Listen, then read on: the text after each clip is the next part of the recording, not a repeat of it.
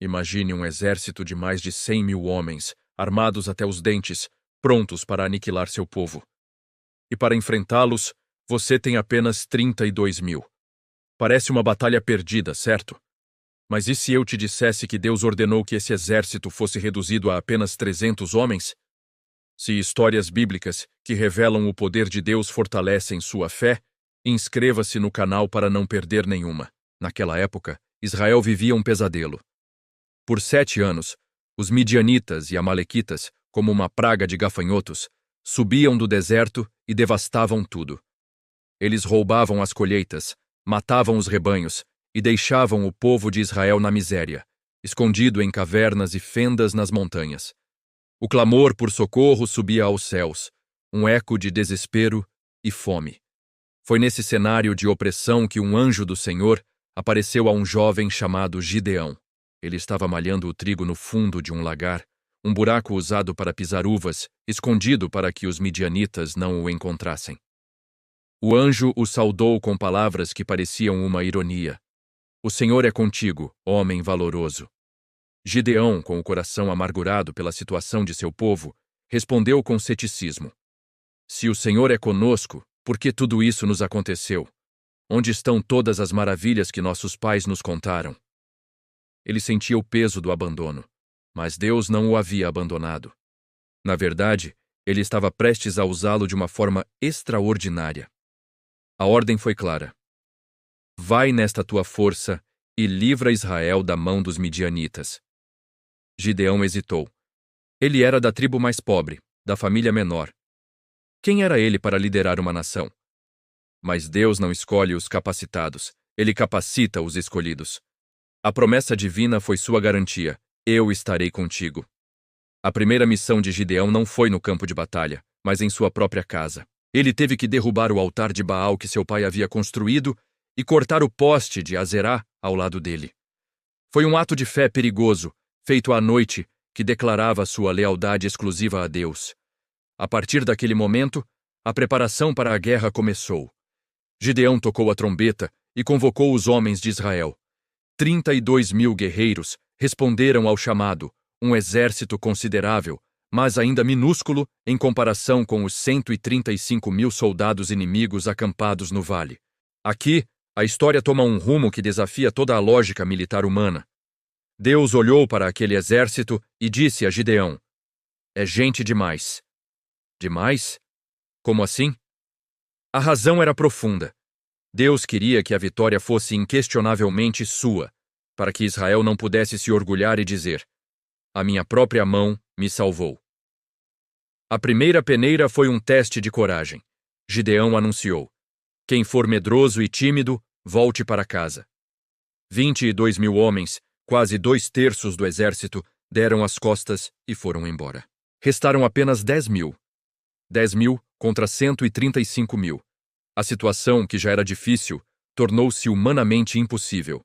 Mas para Deus, ainda era gente demais. Ele ordenou a Gideão que levasse os homens restantes até as águas.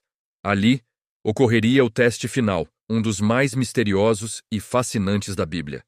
Deus disse: todo aquele que lamber a água com a língua, como faz o cão, você porá à parte, e todo aquele que se ajoelhar para beber, também. Imagine a cena.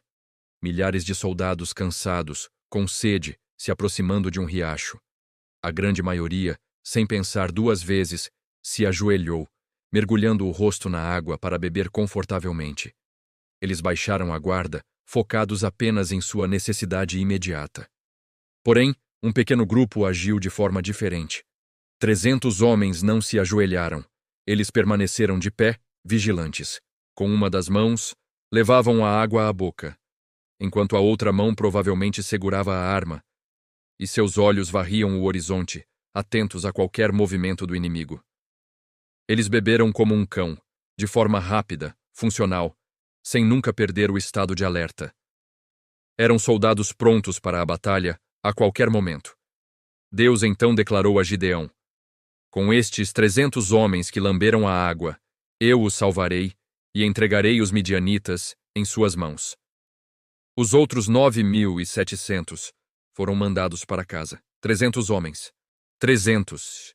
Isso não era um exército, era um esquadrão. 300 homens para enfrentar uma multidão numerosa como gafanhotos, cujos camelos eram inumeráveis como a areia na praia do mar. A fé de Gideão foi testada ao limite. Para fortalecê-lo, Deus o enviou, junto com seu servo, para espionar o acampamento inimigo durante a noite. Lá, escondidos na escuridão, eles ouviram um soldado midianita contando um sonho a seu companheiro. Ele sonhou que um pão de cevada rolava para dentro do acampamento e atingia uma tenda com tanta força que ela desabou. O companheiro, assustado, interpretou o sonho imediatamente. Isso não é outra coisa senão a espada de Gideão. Deus entregou o exército em suas mãos. Ao ouvir isso, Gideão se encheu de coragem. Ele adorou a Deus e voltou ao seu pequeno acampamento com a certeza da vitória. A estratégia que ele desenvolveu, sob a direção divina, era tão pouco convencional quanto a seleção de seu exército. Ele dividiu os 300 homens em 3 companhias de 100. A cada homem, ele deu uma trombeta, um cântaro de barro vazio e, dentro do cântaro, uma tocha acesa. As armas deles não eram espadas ou lanças, mas som, luz e surpresa. Por volta da meia-noite, no início da vigília, os 3 grupos cercaram o vasto acampamento midianita.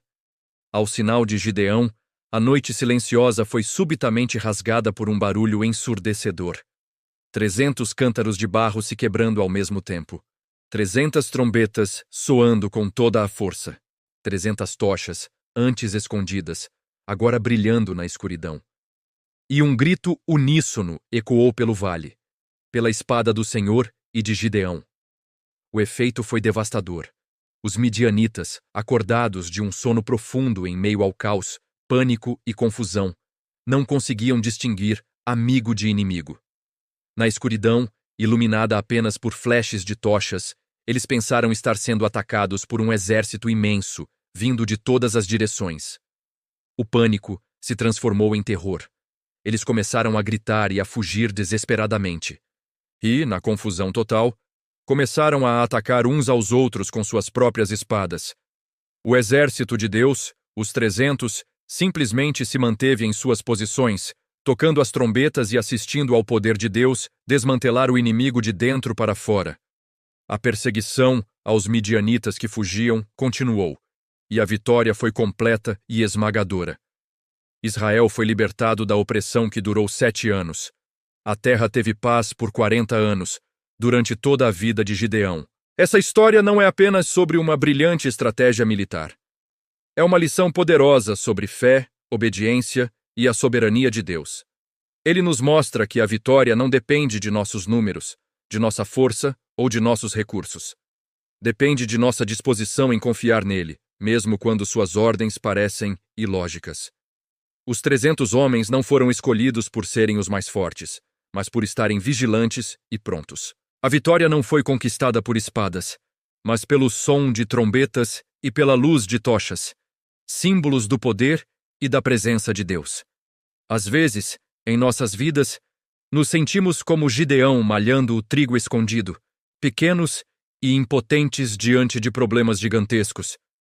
Sentimos que nossos recursos são insuficientes, mas a história de Gideão nos lembra que Deus nos vê como homens e mulheres valorosos e que Ele pode usar nossa fraqueza para manifestar sua força.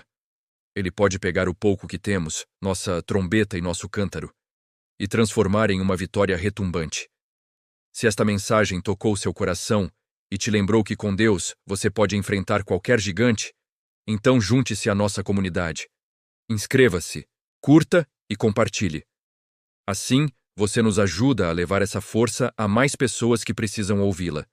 Que a sua fé seja fortalecida hoje. Obrigado por assistir.